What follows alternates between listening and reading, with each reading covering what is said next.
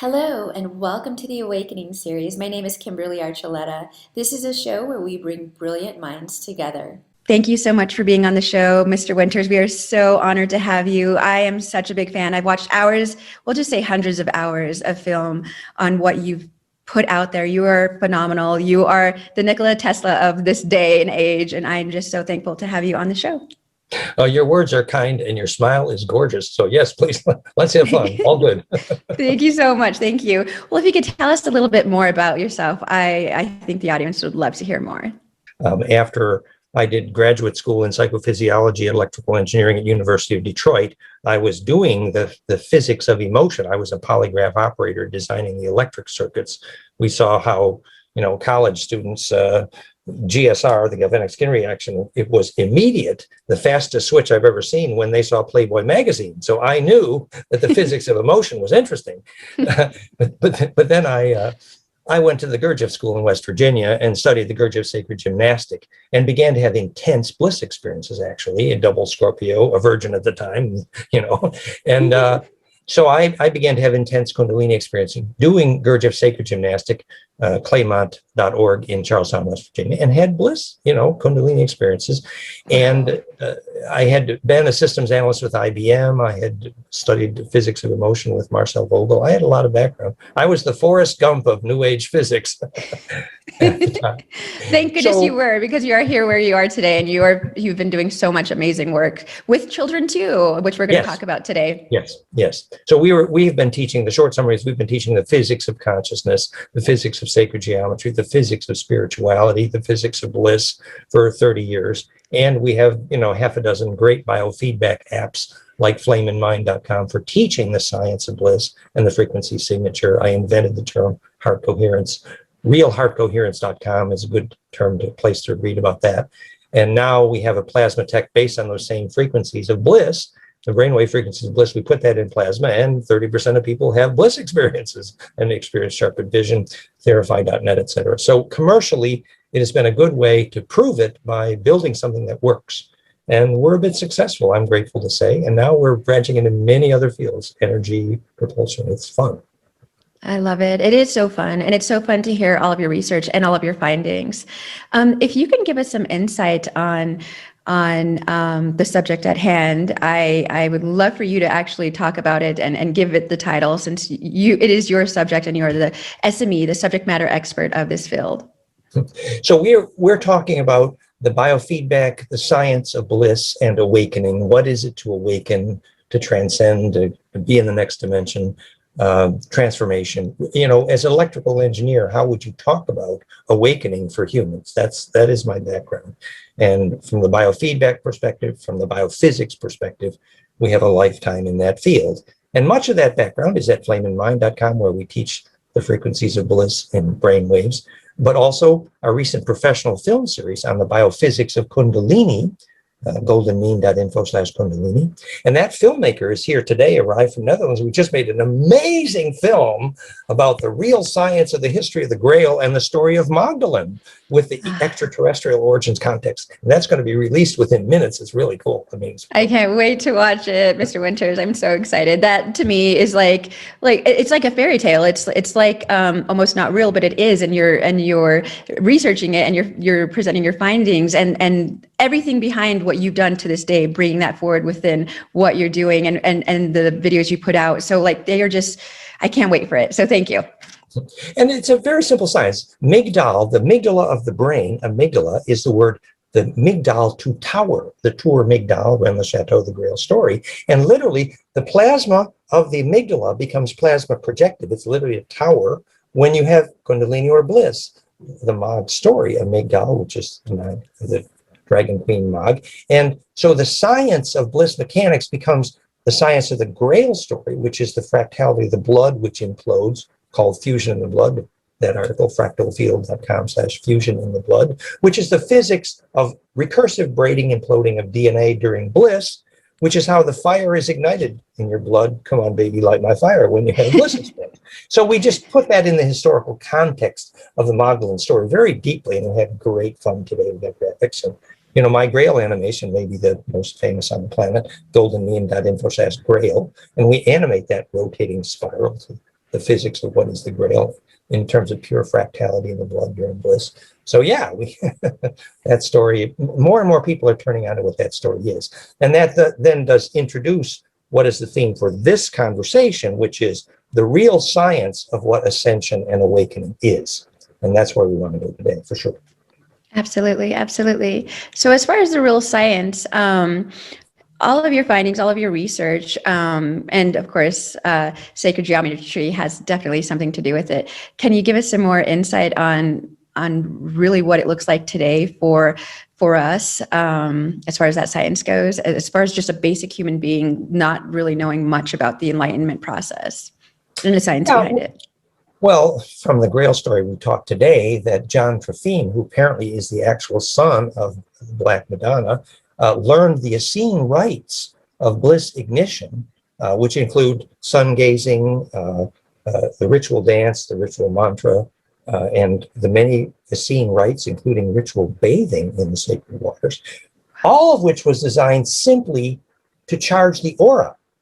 And that process, which if you did it at sunset at the right time, you feel that rush of bliss, which now we know the electrical engineering term for, which is longitudinal interferometry, which is the longitudinal wave coherence, which at the compression nodes named sacred sites, for example, the 5 caves named Mary Magdalene around Marie de la Mer and Saint-Remy in South France, literally was a dragon cave array to create that ignition compression of the sacred site, facilitating the bliss experience, which is when you create that cocoon of charge around your body, basically a big aura, the Kafir Ba, that is a vehicle of plasma projection, literally Migdal's tower. And the ancient dragon cultures understood the physics of igniting blood. And so the practice of what it is to create bliss then becomes a science, which is, we say, the only real definition of culture is when you can teach your children how to have a bliss experience. Culture is not the color of your wine and your shoe polish. No, no, no. The culture is defined when you can teach your children how to have bliss, because that's how you get an immune system. That's how you get something you can take through death. That's how you can make phone calls to ancestors. Until then, you don't have culture. Actually, the L of Ur, which is dragon blood. So, go ahead. You had a question. Could that be somewhat of a rite of passage for your child? I mean, I do have a 2.5-year-old, and I would love to teach him this bliss.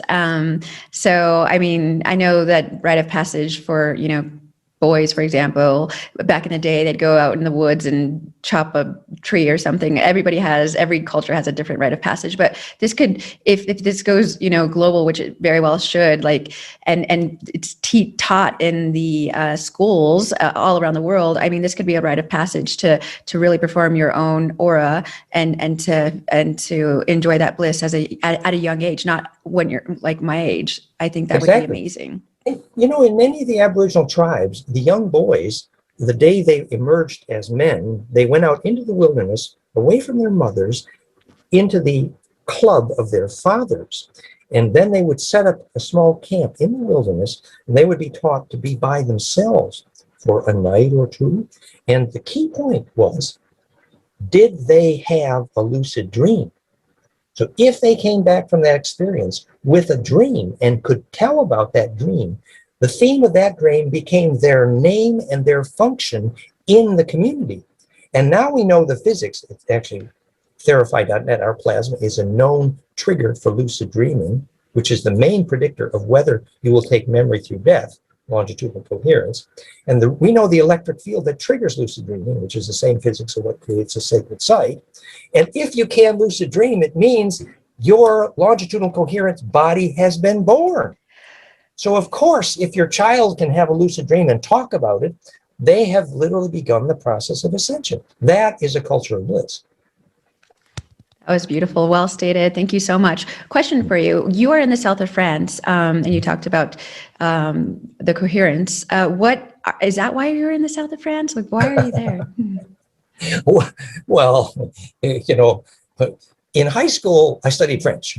Oh, nice. And then when we went to South France during high school, and we went to the University of Montpellier to study French, I, in fact, was only studying pretty girls and beer at the time. However, Actually, my ancestors were French German, and my memory of the Grail history extends here. And I began to have lucid dreaming, actually, about a Cathar mountain near here, Bucharest, which is parallel to the mountain we live on, which is Canigou.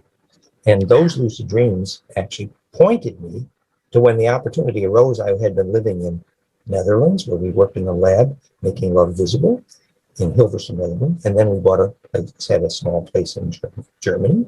And then we had the opportunity to come and stay here. And we moved into this Canigou Sacred Mountain, which is the Dreaming Mountain.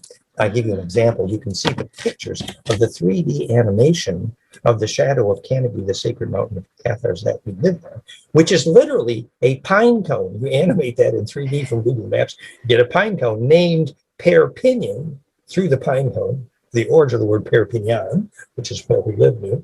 And that mountain was exactly the halfway conjugate point between the Tour Migdal of Girona, which taught Saunier of Rennes-le-Château how to build the Magdalen Tower, named Rennes-le-Château the center of the Grail mysteries. And the halfway point was the sacred Mount Canigou. And Patrice Chaplin, who wrote the book on the Kabbalah mysteries of how the Saunier learned those things, was here when my friend actually died in the lightning storm on Canigou. It's a big, long story. But that story is at goldenmean.info/twin towers, and you can see the animation. Point being is, this was called the Twin Towers in Lord of the Ring, located in Aragon, which is, Aragon is actually the name of the place where the plasma projection of the Grail mysteries becomes possible. And this is a metaphor for our next film in this series, which is called How the Holy Grail Came to America, the West. Starts with the book Holy Grail Across the Atlantic and Pandora's Box, and talks about the residue of the Grail bloodline. Actually, the last Philip, the 17th, became Daniel Pessour, the wealth of the Americas, which was the dream to bring the Grail bloodline. The children of Jesus is a metaphor for those who can hold bliss in their blood. And that star map in America is the Eagle in Pennsylvania, and the place is named El Dorado, make a pentagram. I mean, it's a whole story of the Grail myth in the Americas. And that's the next film in the series we're making right now. Oh man, I cannot wait to watch it. I am so excited about all of these things you're doing. Kids. Let's inspire the kids. Yes. This is phenomenal. So how can we help awaken both humanity and specifically youth with knowledge needed to heal and save humanity? Yeah, it's a tricky question. I mean, as with things like the vaccine seemingly weakening the aura, and things like electrosmog and metal buildings in big city weakening the aura, and the design of food, loss of genetic diversity seemingly weakening the aura, fewer and fewer children then able to lucid dream. You know, Absolutely. The stress is on to find a way to teach the kids that, in fact, if you don't get a big aura, you're toast. Hello. And so it's time to teach the kids the value of what it is to build their aura, their cocoon, their, call it awakening or ascension. There's so many words for this physics. The Ka from the body, it's called the rainbow light body. It's called the ascension body. There's many names for this. But now that we know the physics, it's a longitudinally coherent charge bubble that you can take with you when you die. It was so instructive when we measured the kids who were able to see without their eyes, and we were going to talk about this anyway. But so this is flameinmind.com, our brainwave software. We're teaching kids to see without their eyes, flameinmind.com/outer vision. And kids who can see without their eyes is well known and famous and practiced in dozens of countries. What we've done is measure the phenomena and teach the physics. So we've interviewed dozens of kids who their eyes are closed, they're blindfolded, and they go into a trance kind of bliss experience. And then they all report the same thing. They see a little tunnel open inside their head, and they look through that tunnel and they can see through it.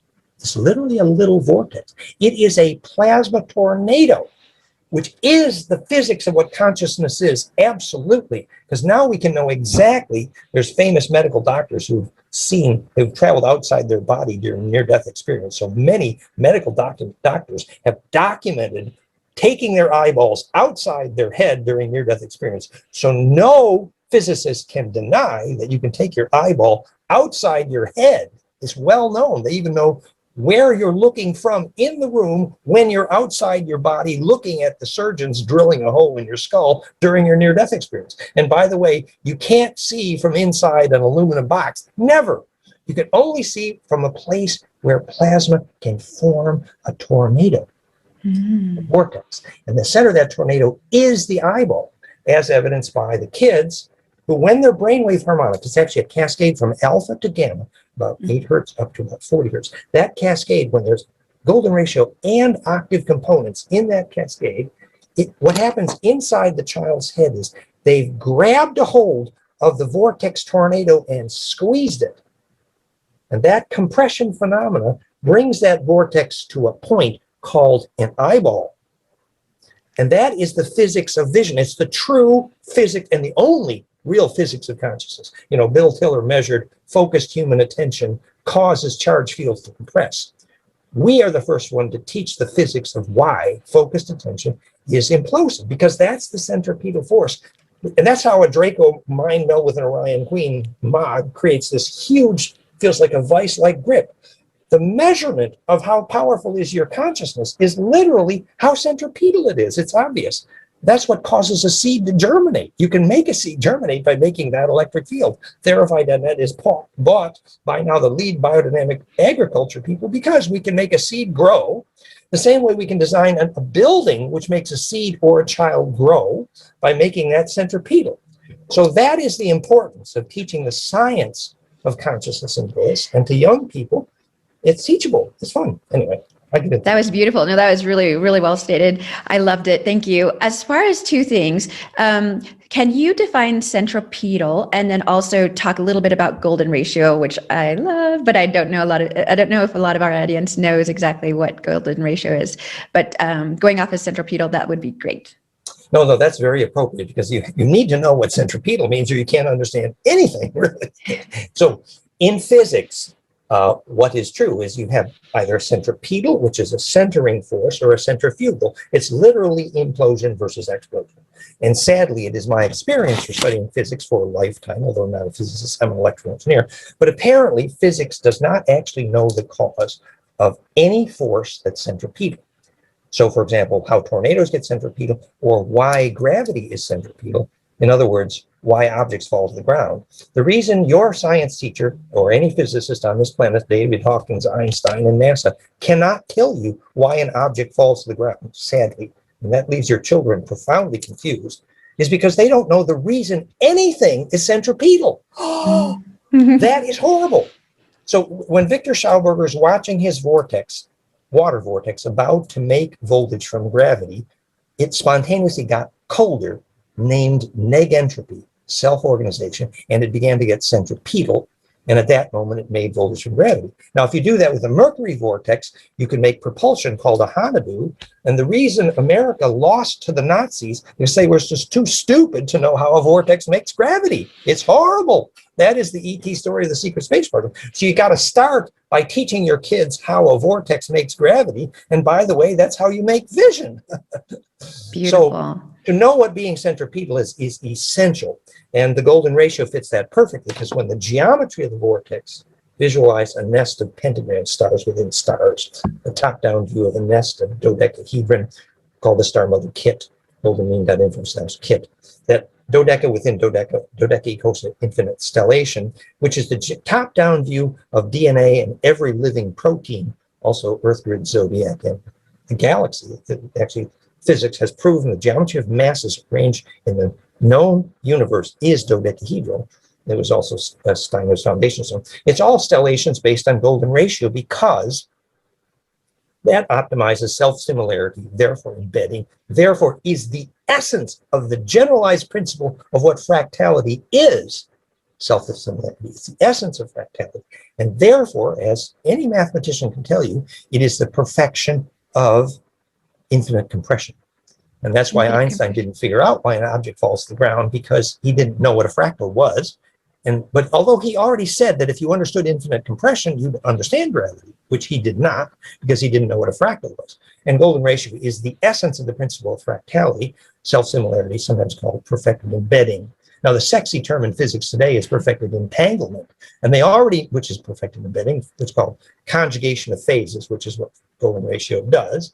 And that is, any physicist can tell you, is the beginning of the physics of action at a distance. They call it entanglement, but they should call it phase conjugate perfected embedding. And that builds those wormholes which act from the compression centers of the longitudinal nodes and the sacred sites where telepathy is possible and ancestor phone calls are possible. So it's all related to the origin of centripetal force and the physics of golden ratio, perfected fractality. And the sort of physics and math behind all of that is at fractalfield.com/vacuum energy, which is why it's the physics of zero-point energy as well. That was perfect and very quickly stated, but it was super easy to get. Thank you. Just one last definition, I guess, with that. If you can just simply define fractal. Yeah, well, Mandelbrot invented the word fraction, a fractal of the all, as it were. A fraction of the all is a fractal.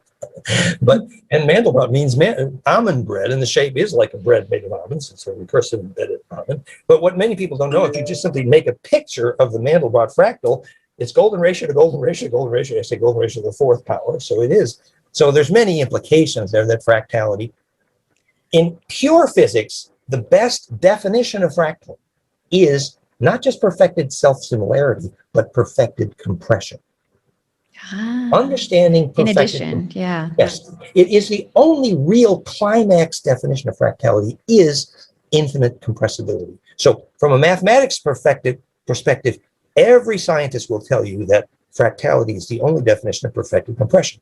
But no electrical engineer on this planet until me discovered that what is a fractal electric field, which is the answer to phase conjugation and the answer to implosion and the answer to, I say, that the solution to perfected compression is the specific solution to the evolution of computers, the evolution of consciousness, the evolution of zero-point energy, the evolution of alchemy, the evolution of how to make gravity, the evolution of urban design. If you solve the problem of perfect compression, you have the solution to almost every single problem facing physics today. Urban design, what is it? It's a solution to compression.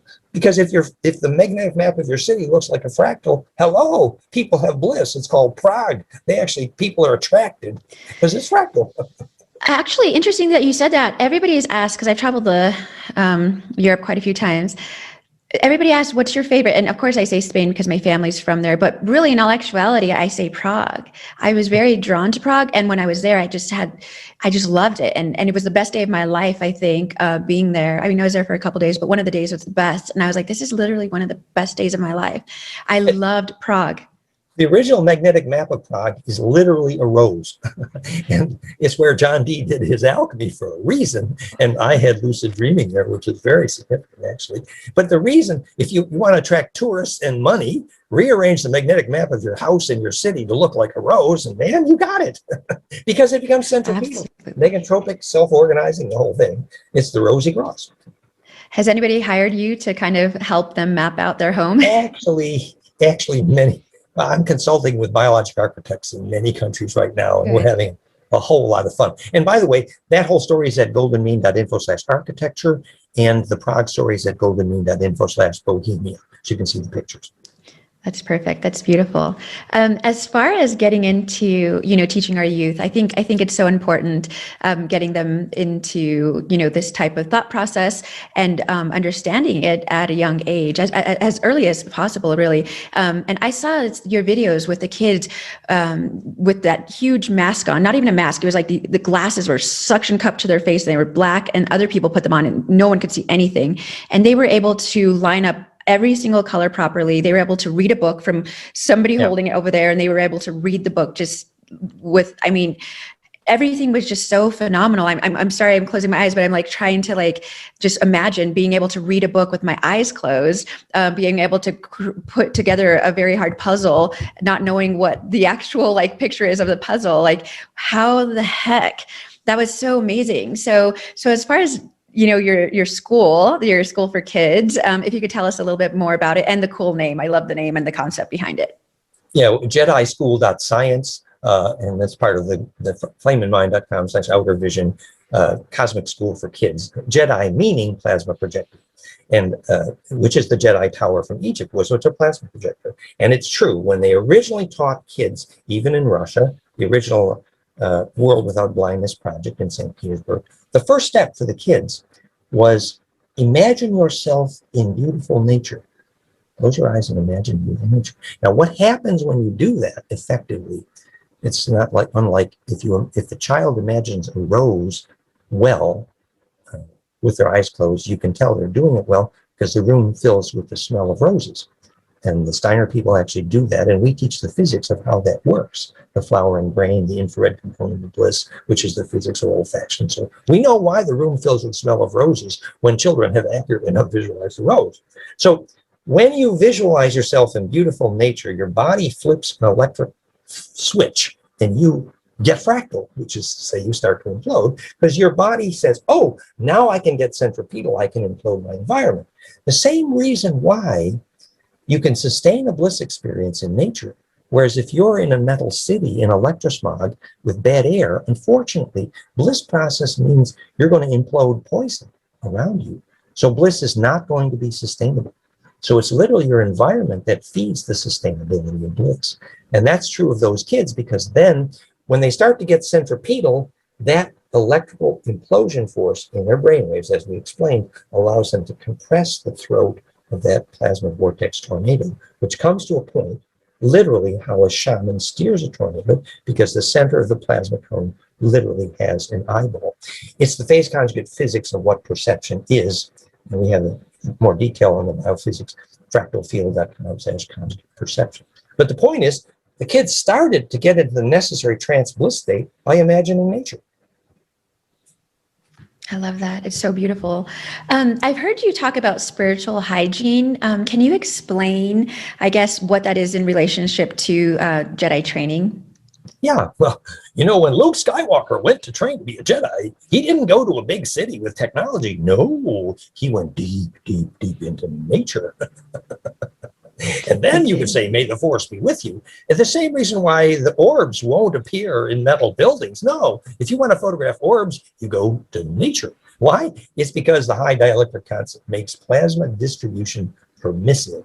Okay, so actually, the physics is that biologic materials, the only real useful for architecture, have high dielectric constant because every molecule there joined the club called Get Fractal or Get Dead, called life. And so you use living fabric and living wood and living stone to make biological architecture. The reason is that increased fractality, named in physics high dielectric constant, enables charge distribution efficiency, the definition of dielectric constant, efficient capacitance. And then your child's aura can unpack permissively. So if you're in an aluminum box, forget it. Or if you're in living material, then your aura can unpack and unfold and feel the implosion of bliss, which is literally the definition of consciousness, which is the increasing size of that plasma donut.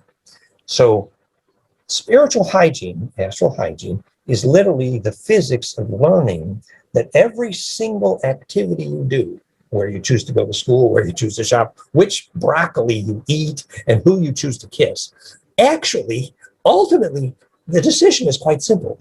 Is this going to make my aura bigger or smaller? It's not a complicated question. It's a simple question. Like, is this next trip I'm planning on that aluminum tube with high bias voltage called an airplane that's going to practically destroy my aura? Is this trip going to make my aura bigger or smaller? It's a very simple question. And if you ask, the more often you ask that question, the more often you have spiritual hygiene. And the thing is, that's measurable.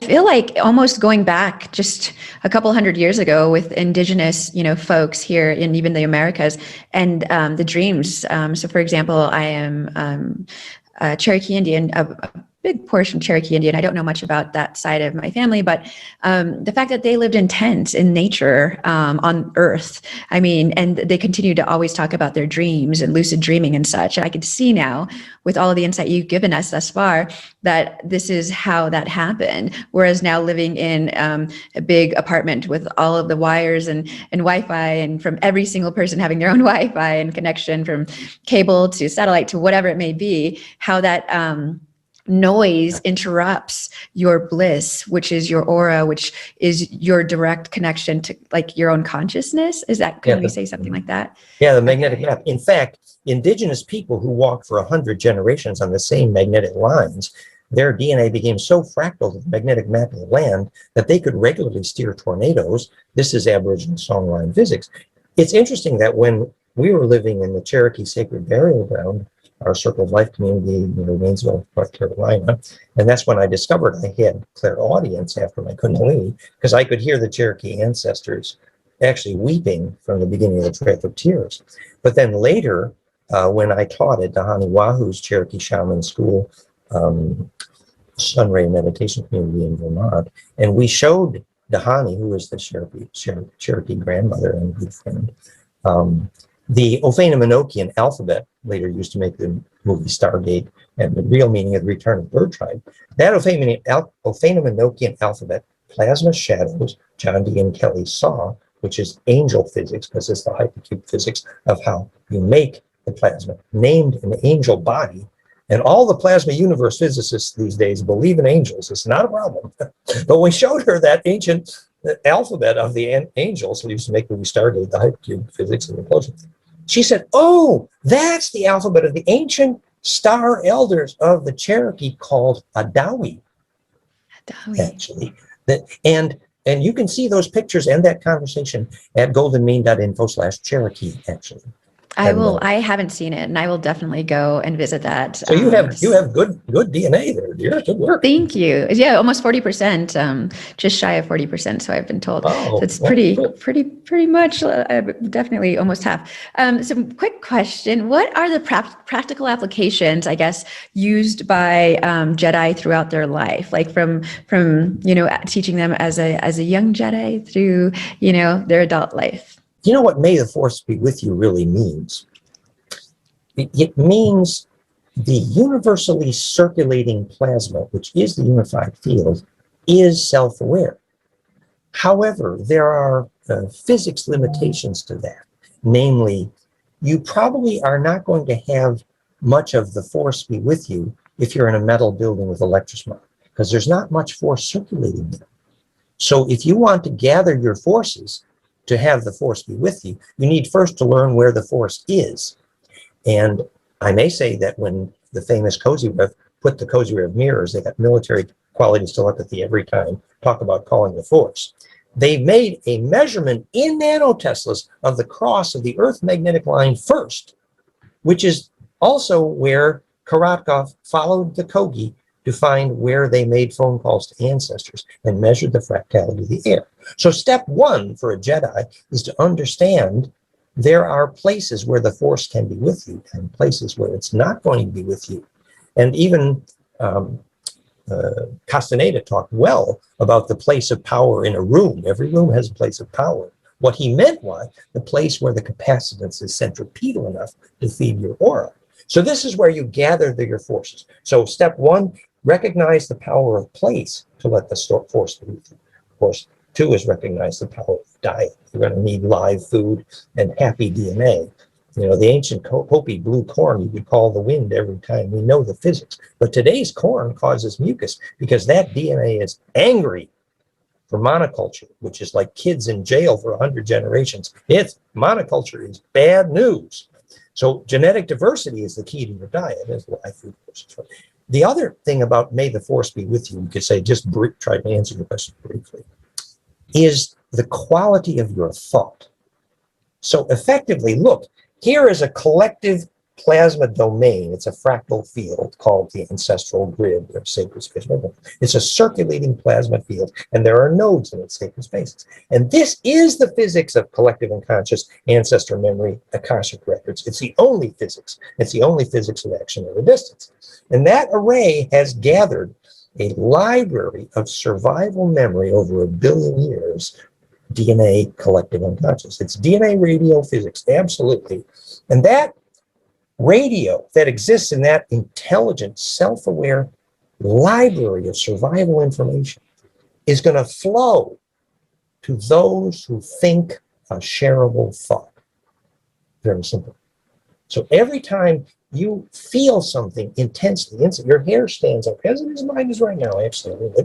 You think a shareable thought, and then the plasma, all the plasma around, even the mountain over there, that plasma comes to me if I think a shareable thought. I'm serving the collective survival called the Eureka principle, and I get a little bit of bliss. So if you learn to think shareable thoughts continuously, you could call it thinking pure principle. So it means that every night when you go to bed, if you can play your day backwards and not interrupt the movie, it means you've processed the emotion. It's been compressed well. That means you're ready to die or ready to have bliss. It's the same physics. It's a compression event. Successful death is a black hole, and to prepare for it is the same physics of preparing for bliss. You need to become compressible. And so when you think pure principle, so every time you have anger or you become angry at something, you create a wave which literally cannot be distributed well. So you need to distill that anger to what was the pure principle behind it that serves everyone. And suddenly that's, again, a shareable wave. And then you're ready for bliss and death and to be a Jedi. I had an experience, and maybe you can tell me about this. I had a friend who had an NDE experience, and he came back with some abilities. He didn't know what to do with them. There were quite a few, actually, and he was dead for a while. So when he came back with these abilities, he actually went to a psychic institute, 2 different ones in Washington, and so now he was able to harness and do great things with his abilities. So he gave me a clearing. His name is Kadam. He gave me a clearing from Washington. I'm here in Colorado. And this clearing, he texted me saying, "I'm going to do this clearing. Are you calm? Are you ready?" "Yes, I am. It's in the evening. Just came back from the mountains, had a wonderful day. Great.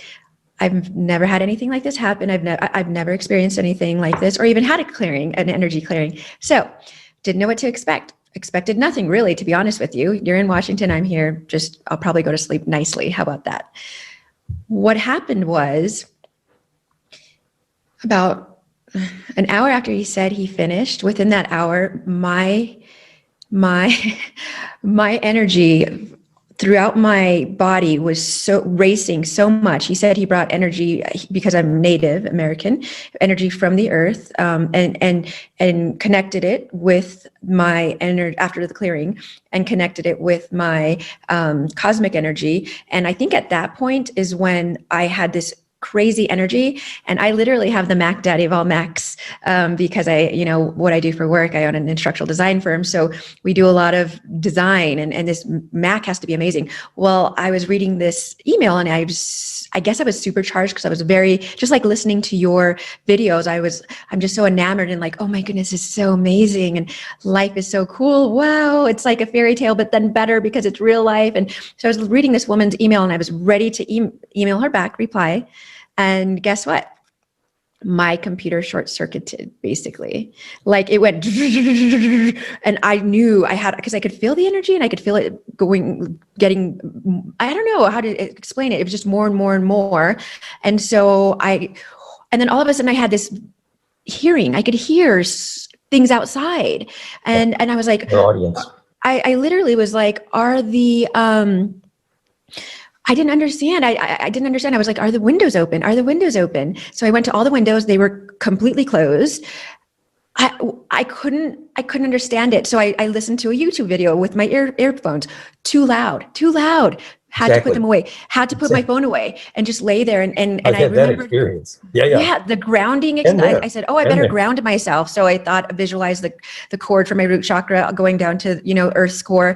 And just like, but it was so much energy that I couldn't ground it quickly. So eventually I fell asleep. And the next day I was like, whoa, that happened. Like, I can't believe that clearing, that energy clearing, just all this burst of energy, and I basically almost so short-circuited my beautiful Mac. Like, whoa. Great So story. what are your thoughts on that? That just happened on That's Monday. a great story. It's Or wonderful. Sunday, sorry. You know, if you're having a lecture in front of physicists, before you start, you should always find out which ones have had a Bliss experience, because those are the ones you can talk to. So it's wonderful that you're articulate about your Bliss. It's excellent. And that the experience of clairaudience that you felt hearing at a distance is actually the physics of identifying with a larger array. So think of an array of like fractal nodes, and as you become still in the center of that array, it's all imploding in you. So eventually the radius of your hearing, and that's one of my direct experiences with Kundalini, was hyper to acute hearing, absolutely hyper acute hearing in clairaudience. So I totally identify with your experience. And, you know, we're doing regularly this remote healing physics quite successfully with Therify.net plasma, and we teach the physics of how remote healing happens. We're very successful. Use a witness, a picture, etc. But Yes, that's doing what I it did. at Use my sunrise, picture. doing it at sunrise, sunset works better because doing it a magnetic line cross, sender and receiver, works better because we know exactly the physics of this remote healing that your friend did for you, which is a beautiful story. So you had a bit of a Kundalini experience for sure. And coming to understand that more deeply is very useful because you identify with a larger field. And your ancestors came rushing right over because they saw a little seed of immortality is being born there. And let's jump into that vortex because that is the potential for immortality. It's a beautiful story. You should save that story with pictures for your grandchildren. Absolutely. Good one, dear. Thank you. Oh, good. Okay. I'm so happy I got to share it with you. I really haven't told many people. I was like, I don't know if many people would understand, and I'm so glad you do, and we're able to really get into the and really see if your ancestors' memory, because the yearning at the moment of the death of your ancestors is the wind in your sails. So I'm sure they were there for that moment, and they had a message about life purpose and, you know, the yearning of ancestors. All of that converges at moments like that. It's a beautiful story. Thank you so much. I had one other story like that where liquid gold was coming through the top of my head. And when I was in a very thankful place, knowing I was going to go see my parents, I was in Florida living there for some time, and they didn't want to visit me very often any longer. Tampa's not that fun as far as going there, you know, 3 times a year. They're like, I'm not going to do it. So I hadn't seen them for a while, and I was going to go back home and visit them. I was just like so excited. And I was reading some amazing book, Celestine Prophecy, actually. And it just made me supercharged again. There you go, the supercharged. Exactly. And so I just kind of lightly fell asleep, sort of. I wasn't completely asleep, but all of a sudden I felt all this liquid gold rush on top of my head and through my body. And I thought I died. I was like, I'm dead. Oh no, I'm dead. But I was like, and wow, it is this is liquid amazing. gold. Liquid gold It was is literally what amazing. it is. And if you study the physics of what liquid gold is in alchemy, that's what that plasma does. It's a perfect metaphor. It's, you know, a fractal self-similarity, electron shell valence, charge implosion. It's liquid gold. And it's the physics of monoatomic gold and the I'm physics telling of you, that's what it truly felt like. And that's what I got right away, liquid gold coming through me, and I'm dead. Well, I obviously didn't die, and I eventually fell asleep. And it's like that. It Yeah. is. It is. And I eventually washed my hands a couple of times, like throughout the weeks, because a girlfriend in India said, oh, you're going to probably feel it a little bit more, you know, and it did. I did wash my hands and I felt it. I was like, whoa, just like, you know, I don't know if it was the water charging me or what it was. Because the water is very permissive to that longitudinal array. In fact, the best would be to jump into a mountain river. That would be primo for that sort of thing. That would be amazing. And then you inhabit the mountain. You see visions of the whole mountain. You know, it's perfect. And talk about bliss, Dan. So that was my experience because it felt so good. And that's why I thought I died. Like, this is death. But it was the best feeling I've ever felt in my entire life. Still to this day, I could still like remember it. So my thought process on that is, or maybe you can give me some insight on it. Like, that's when it imploded. Is that my implosion? Yes. Being that thankful with the supercharge of the book and just knowing how great it was. And I had my day. I went through my day. I really did. And then knowing I'm going to see my parents in just a few days, and just the most thankful, amazing moment, and everything happening at one time. Is that Kundalini experience as well? Perfect compression is what it is. And for example, when it's been proven now that perfect death experience is profoundly blissful, necessarily and appropriately, exactly like perfect birth experience. It's the same compression event, actually. So when medical surgeons have now documented that death visions are contagious, And that the sequence of visions you see during death, the Heinrich blue variform constants, are plasma tunnel, Yes. lattice tunnel cobweb spiral. And now we actually know the low frequency infrasound you hear during perfect death, which is when our friend Daniel Schreiber came back from death and told us the story. He heard the sound, and it's the same infrasound that pyramids make, by the way.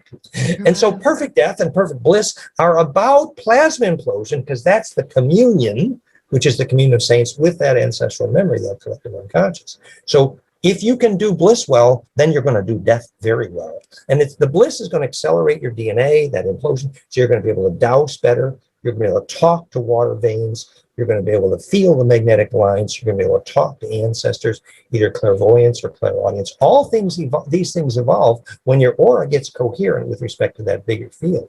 The more you can support bliss experience. Probably to keep doing it, you might need to move to nature.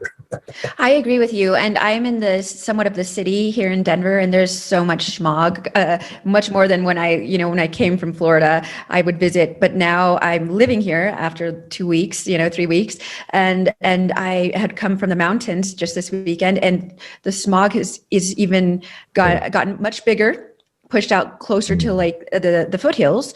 And I was like, oh, driving down, oh, that's not good. So I appreciate you saying that. That's truth. For the long term, we need to move. I lived in St. Mary's Glacier after I moved from Boulder to Denver when we started Transicom, what became Gaia TV. I set up there with Yurka, and was living in St. Mary's Glacier in the mountains. And that's actually where I met Alex Collier and Drownings in Boulder. So I remember. Wow. I went to school in Boulder. That's right. You just have such an amazing story, such an amazing journey. What next for you? What else do you want to do? Like, I guess within the next 5 years, within the next 10 years, like, what would you like to see? What would you like to do? Well, I found that it works so good to teach a new physics principle by building something that does it and sell it. And then suddenly every university and government on the planet wants to know. So we built heart coherence and it worked. And now everybody wants to know because we can sell it. We built healing plasma therify.net so we could sell it. We built implosion, theimploder.com, and we sold it. So you build it and they will come, Well, we are now building carbon nano, and then you can filter radon out of water. You rotate the conjugator, you produce propulsion and energy directly. It is the key to vacuum energy if you can make carbon pure enough. If you know the frequency signature, which makes carbon grow, which is the same frequency signature that makes children grow, which is why 60 hertz prevents children and carbon from growing, and 50 hertz enables it, because 50 is the exact golden ratio of Planck. So we are going to build energy and carbon, and going to teach the physics of zero-point energy as we teach the physics of the cause of gravity is the same fractality. So we're building the technology. We have teams around the planet doing that. Both the Energine team, we have a thermal battery called a molten nickel red sun battery. You can drive a truck for a month on a suitcase. Wow. And we can actually take that same catalyst, which is fractal hydrolysis. We know the frequency signature Kanzi is used to hydrolyze water to make hydrogen, literally free energy. We know that frequency signature is my equation. So the perfected hydrolysis. And you can take that catalyst on the beach where the red tide has just made the cancer rate increase by a factor of 10. And it's proven in India, the red tide. Because, and in Clearwater, Florida. I was just there. They still have red tide. I left right during it. You can read that you whole can smell story. it from a mile, 2 miles away. It's terrible. We have the solution, fractalfield.com/red tide solution. And it's quite simple. There is a catalyst that'll turn that poisonous algae that happened because of the midsummer. There's a catalyst that'll turn that into hydrogen. So not only do you eliminate the algae that just killed almost every beach in Mexico dead, but you turn it into energy. That's just the beginning of our energy technology. So we're taking all this fractal field physics and we're turning it into technologies that heal. So not only is it the school, but it's revolutionary technology, all based on megentropy, the physics of the origin of self-organization, called The Origin of Megentropy, which is the title of my book, fractalfield.com/online book. So we're having a lot of fun at the moment, I have to say.